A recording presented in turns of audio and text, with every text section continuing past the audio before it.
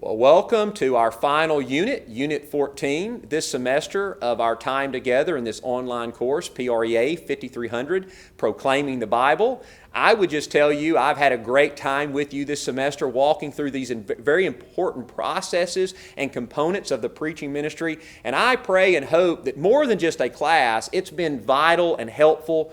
And even it's been something that's helped develop your ministry within whatever context you find yourself in. In some ways, I think we could get to Unit 14 and we could think that maybe this is just a throwaway unit, it's just a wrap-up unit. But this course isn't designed that way at all. In some ways, it's like Unit 13.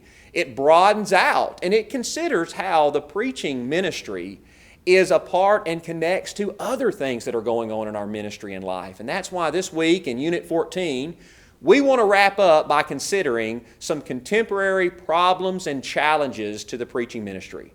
Now, you know or probably have heard, if you're not in a preaching ministry or a local church ministry yourself right now, that there are challenges to ministry in the 21st century.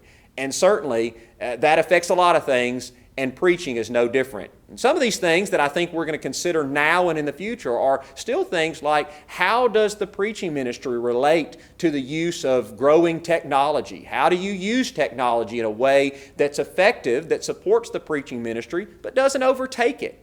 And then I think we find ourselves, we've looked at this a little bit earlier in the semester, how does even the character and the trustworthiness of the preacher and how the audience thinks about God's Word impact the way we approach preaching? All of these things we need to consider. And then perhaps you've heard of something called the COVID-19 pandemic that in some ways we're right in the middle of. Has that impacted preaching? The way we preach, the way we use technology in preaching, and even the way we engage with our ministry? Well, I believe that it has, and this week, as we wrap up the semester, I'm not going to answer all the questions for you, but I certainly want to raise some of these things that you need to think about today and moving forward in your ministry. It's interesting that Paul wrote to his young protege, right? And to his young protege Timothy in 2 Timothy chapter 4, that he needed to preach the Word, and he needed to be ready in season and out of season.